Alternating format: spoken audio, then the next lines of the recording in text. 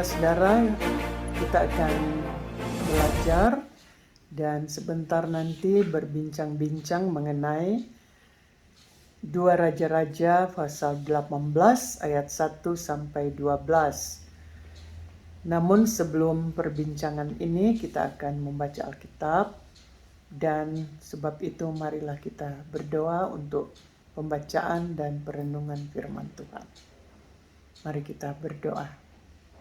Ya Tuhan Allah yang penuh cinta kasih, Allah yang menjadi sumber hikmat bagi kami bersyukur pada saat ini kami mendapat kesempatan pula untuk belajar dari firman-Mu, dan biarlah kami boleh belajar dari seorang raja yang bernama Hizkia, dan biarlah keteladanan yang telah dinampakkannya pada waktu lampau dapat menjadi sumbangan pikiran maupun sumbangan di dalam kami berinteraksi sebagai umat Allah. Terima kasih Tuhan untuk kesempatan yang indah ini, dan berfirmanlah kepada kami, berfirmanlah kepada hamba-Mu agar kami boleh belajar lagi tentang firman Tuhan. Di dalam nama Tuhan Yesus, firman yang hidup itu, kami bermohon kepadamu. Amin. Pembacaan dari 2 Raja-Raja ayat 1 sampai 12 demikian bunyinya. Maka dalam tahun ketiga zaman Hosea bin Ela, Raja Israel, Hizkia anak Ahaz, Raja Yehuda, menjadi raja. Ia berumur 25 tahun pada waktu ia menjadi raja, dan 29 tahun lamanya ia memerintah di Yerusalem. Nama ibunya ialah Abi, anak Zakaria. Ia melakukan apa yang benar di mata Tuhan, tepat seperti yang dilakukan Daud, bapa leluhurnya. Dialah yang menjauhkan bukit-bukit pengorbanan dan yang meremukkan tugu-tugu berhala, dan yang menebang tiang-tiang berhala, dan yang menghancurkan ular tembaga yang dibuat Musa. Sebab sampai pada masa itu, orang Israel memang masih membakar korban bagi ular itu yang namanya disebut Nehustan. Ia percaya kepada Tuhan Allah Israel, dan di antara semua raja-raja Yahuda, baik yang sesudah dia maupun yang sebelumnya, tidak ada lagi yang sama seperti dia. Ia berpaut kepada Tuhan, tidak menyimpang daripada mengikuti dia, dan ia berpegang pada perintah-perintah Tuhan yang telah yang telah diperintahkannya kepada Musa. Maka Tuhan menyertai dia, kemanapun juga ia pergi berperang, ia beruntung. Ia memberontak kepada Raja Asyur dan tidak lagi takluk kepadanya. Dialah yang mengalahkan orang Filistin sampai ke Giboa dan memusnahkan daerahnya.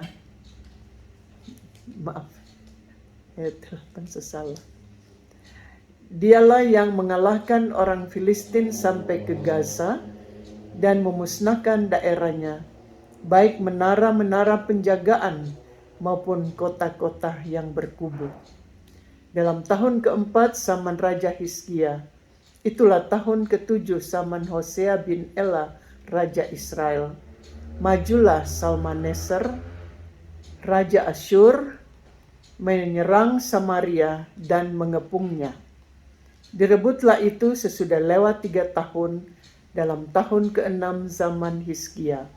Itulah tahun ke-9 zaman Hosea, Raja Israel, direbutlah Samaria. Raja Asyur mengangkut orang Israel ke dalam pembuangan ke Asyur dan menempatkan mereka di Hala pada sungai Habor, yakni sungai negeri Gosam, dan di kota-kota orang Madai. Oleh karena mereka tidak mau mendengarkan suara Tuhan Allah mereka, dan melanggar perjanjiannya, yakni segala yang diperintahkan oleh Musa, hamba Tuhan, mereka tidak mau mendengarkannya dan tidak mau melakukannya. Demikian pembacaan Alkitab dari 2 Raja-Raja 18 ayat 1 sampai 12. Sekarang mari kita melihat beberapa hal di dalam 2 Raja-Raja 18 ayat 1 sampai 12 akan menjadi perenungan kita selanjutnya. Pertama-tama kita melihat bahwa kitab 2 Raja-Raja melanjutkan narasi dalam kitab 1 Raja-Raja. Bahkan narasi dalam kitab 1 dan 2 Samuel, khususnya yang berbicara tentang raja-raja yang memerintah di Israel Utara dan Yehuda. Dan memang dalam Alkitab bahasa Ibrani, yang juga menjadi Alkitab yang kita sebut Perjanjian Lama, keempat kitab tersebut merupakan satu kesatuan berita. Dalam keempat kitab tersebut ada raja-raja yang digolongkan pada raja yang baik dan ada raja-raja yang mendapat label tidak baik. Menarik untuk mengetahui bahwa raja yang baik dan tidak baik di Israel tidak diukur oleh capaian ekonomi yang paripurna dalam negeri atau oleh strategi politik yang handal, tetapi oleh hal yang sederhana, yaitu apakah raja itu melakukan kehendak Tuhan atau tidak.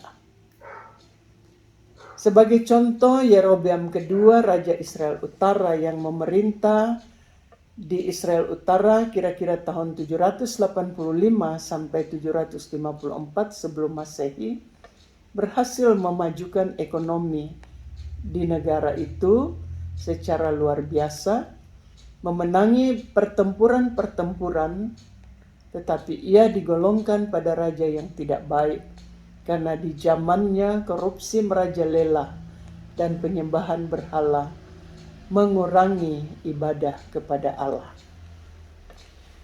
Hizkia sebaliknya, Raja Yehuda yang memerintah Yehuda kira-kira tahun 716 sampai 687 sebelum Masehi, digolongkan pada raja yang baik. Pembacaan di minggu ini diawali dengan penjelasan bahwa Hizkia menjadi raja pada tahun ketiga pemerintahan Raja Hosea di Israel Utara dalam umur yang masih muda, yaitu umur 25 tahun. Hizkia menjadi raja dan dua data ini mencatat alasan sehingga Hizkia termasuk dalam kategori raja yang baik. Ada dua hal yang menjadi alasan sehingga Hizkia dikategorikan sebagai raja yang baik itu. Pertama, dalam ayat 3, ia melakukan apa yang benar di mata Tuhan, tepat seperti yang dilakukan Daud bapa leluhurnya. Dan yang kedua, dalam ayat-ayat seterusnya ialah bukti-bukti bahwa Hizkia benar-benar melakukan apa yang benar di mata Tuhan. Yang pertama yang menjelaskan bahwa Hizkia telah melakukan apa yang benar di mata Tuhan adalah kesimpulan tentang seluruh kehidupannya. Mulai dari ketika ia menjadi raja sampai pada akhirnya.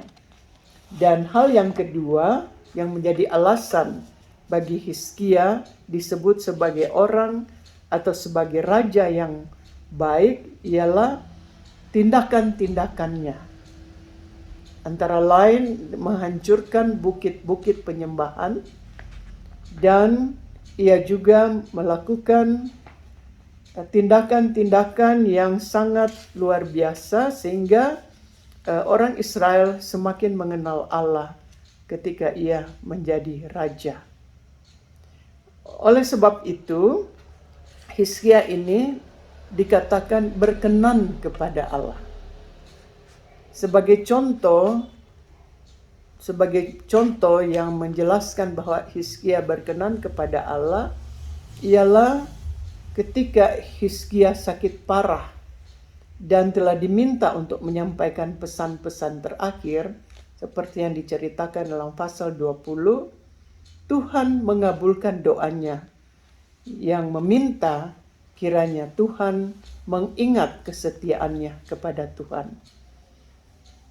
Hizkia mendapat bonus 15 tahun kehidupan dalam ayat 6 pasal 20. Nah, ini luar biasa sekali.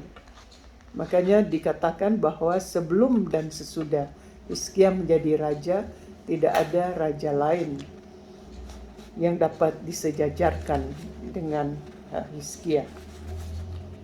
Nah, di sini ada hal yang menarik untuk diperhatikan, ialah dalam ayat 3 pembacaan kita, dikatakan bahwa Hizkia melakukan apa yang benar di mata Tuhan, tepat persis seperti yang dilakukan oleh Daud bapa leluhurnya. Ini menimbulkan pertanyaan kepada kita. Kita tahu Daud adalah seorang raja yang sangat dihormati di Israel, karena menjadi raja yang dapat mempersatukan seluruh Israel raya.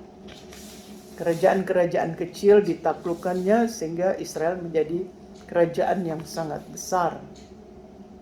Dengan kebijakan-kebijakan yang membuatnya dihormati oleh raja-raja di sekitarnya. Namun kita juga tahu kadang-kadang Daud melakukan hal-hal yang tidak benar di hadapan Tuhan. Perbuatan dosa dengan Batseba umpamanya dalam 2 Samuel 11 adalah salah satu contoh bahwa ia kadang-kadang melakukan hal yang tidak benar. Hizkia pun tak luput dari kesalahan. Perikop sesudah pembacaan kita menyebutkan bahwa Hizkia membujuk Sanherib, Raja Asyur, dengan perhiasan-perhiasan bait Allah, supaya Sanherib tidak menyerang Yerusalem. Nah, dari kedua data ini, nampaklah bahwa yang disebut orang-orang yang melakukan yang benar di hadapan Tuhan, bukanlah orang yang ternyata tidak bercacat, tidak bersalah. Bukanlah orang-orang yang tanpa dosa. Tetapi kalau kita belajar dari Hizkia maupun Daud, mereka adalah orang-orang yang kadang-kadang juga bisa jatuh, salah, berbuat dosa, jatuh ke dalam pencobaan, tetapi selalu bangkit dan mohon pengampunan dari Tuhan. Daud umpamanya mohon pengampunan dari Tuhan setelah berbuat dosa dengan Batsheba. 2 Samuel 12 menceritakan tentang hal itu. Dan Mazmur 52 dikenal sebagai Mazmur di mana ungkapan-ungkapan permohonan atau pengakuan dosa dari Daud dicatat di dalam Mazmur itu.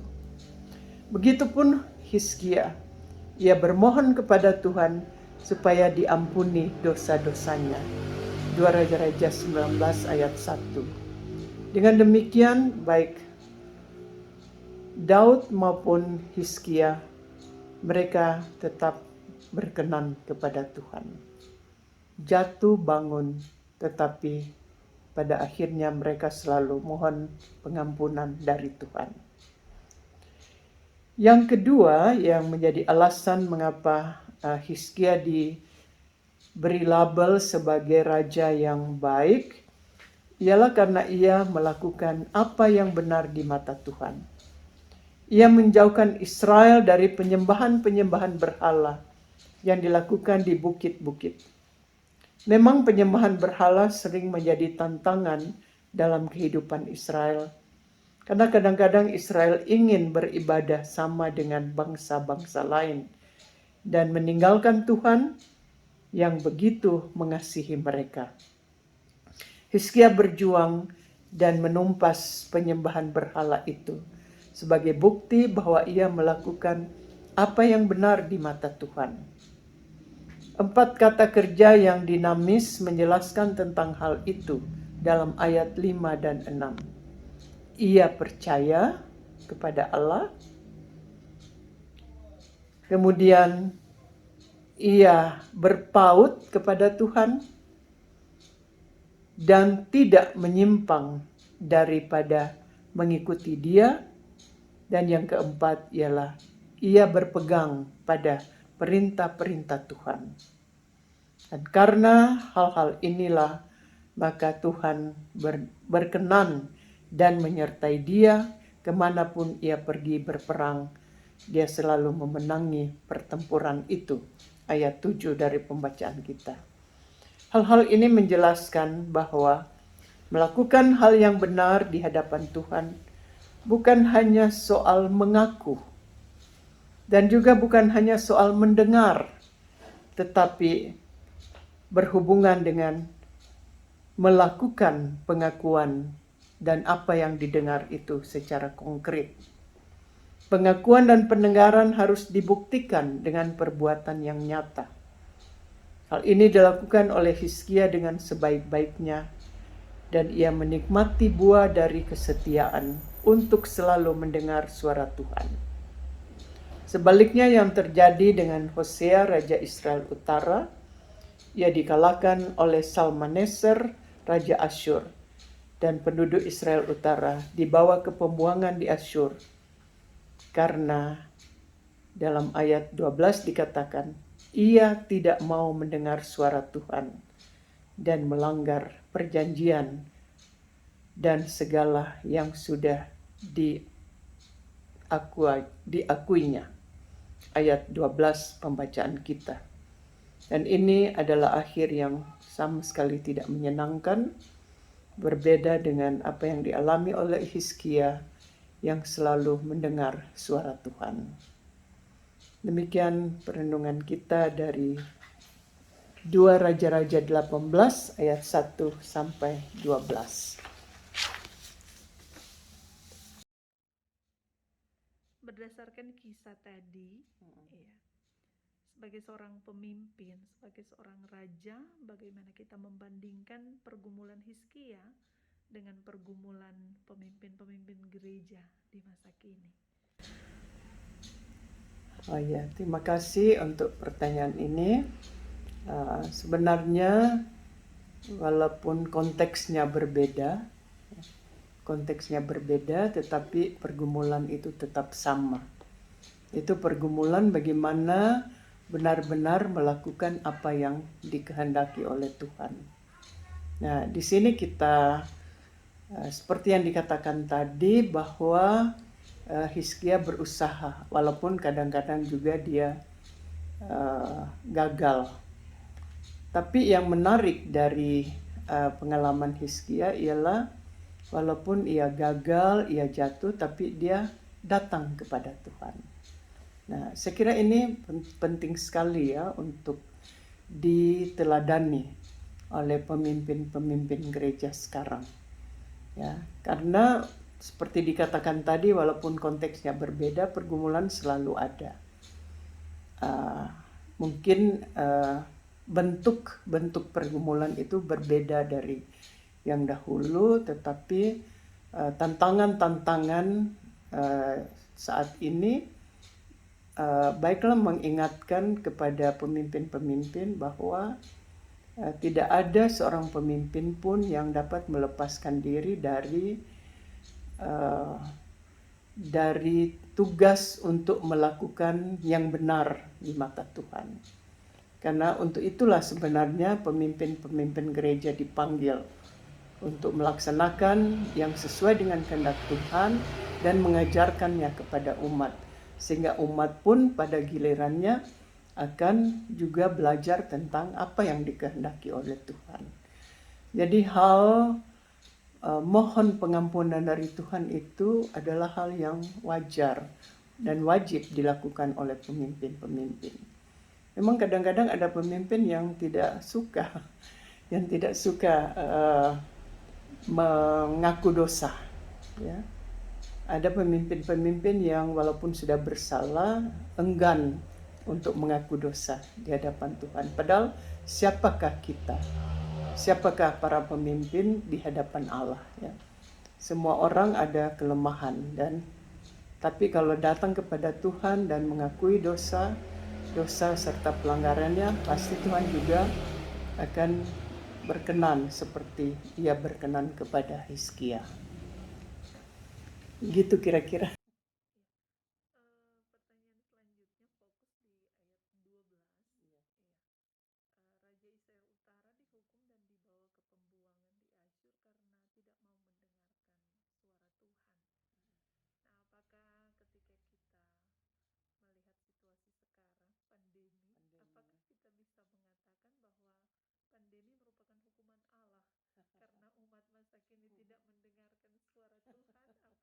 Ya, oke. Yang pertama, dikatakan bahwa Raja Israel Utara itu memang disebutkan dalam pembacaan tadi, dan kita melihat di sini ada nada yang dikenal nada Deuteronomis, ya. Deuteronomis dikenal sebagai sumber yang selalu menggarisbawahi kalau setia kepada Tuhan, maka Tuhan akan memberi yang baik. Tapi sebaliknya juga yang diterima. Jadi di sini dipertentangkan Hizkia dengan raja di Israel Utara itu. Raja di Israel Utara, Raja Hosea, ya. Raja di Israel Utara. Nah, berarti pada zaman itu yang kita lihat relevan, ya. Pemberitaan yang relevan. Nah, kalau dihubungkan dengan pandemi, apakah itu hukuman? Nah, itu bisa dikatakan ya, bisa tidak. Bisa ya, bisa tidak, ya, tergantung daripada apa message di belakang itu. Apa berita di belakang pandemi ini. Ya, kalau pandemi ini membuat kita semakin dekat kepada Tuhan, pandemi ini membuat kita semakin dekat kepada Tuhan, ya, seperti yang terjadi sekarang. Orang-orang lebih berkumpul di dalam rumah, maka kita akan mengatakan bahwa pandemi ini adalah ya salah satu berkat. Tapi kalau kita selalu berpikir pandemi ini mendatangkan ketidakbaikan, ya, sakit, meninggal, nah, berarti kita mengatakan bahwa itu hukuman Tuhan. Jadi saya kira yang kita harus lihat di sini ialah apa makna di belakang itu, apa beritanya, apa message-nya. Nah, kalau bagi saya sendiri, saya kira saya akan mengatakan bahwa pandemi itu adalah proses di mana Tuhan membuat kita selalu bergantung kepadanya. Proses yang dialami oleh manusia bahwa tidak ada satupun yang dapat menyelenggara kehidupan dengan baik kecuali Tuhan. Dan manusia, entah kita suka atau tidak, itu selalu tergantung kepada Tuhan. Jadi itu dilihat sebagai proses. Bisa proses mendewasakan, proses membina, dan proses membuat kita lebih dekat kepadanya. Kira-kira begitu, ya. Saudara-saudara, demikianlah perbincangan kita pada saat ini. Dan saya menyampaikan terima kasih untuk kesediaan saudara-saudara mendengar hal-hal yang telah diutarakan berdasarkan perikop-perikop yang sudah dibahas. Dan mohon maaf kalau ada kesalahan dalam penyebutan, tapi saya sungguh-sungguh berterima kasih untuk kesempatan yang indah ini. Ya, memang baru sekarang direkam seperti ini. Jadi masih gugup-gugup. Tapi berusaha memberi yang terbaik. Dan silakan kalau ada yang mau bertanya atau melanjutkan diskusi, saya bersedia untuk menjawab atau ya memperluas cakrawala kita masing-masing. Dan terima kasih untuk kesempatan yang sangat berharga ini. Ya, saya mengucapkan selamat berpisah dan Tuhan memberkati kita sekalian. Kiranya damai sejahteranya memenuhi kita dan kita tetap sehat walaupun di tengah-tengah pandemi yang masih bergejolak sekarang ini. Terima kasih. Tuhan memberkati.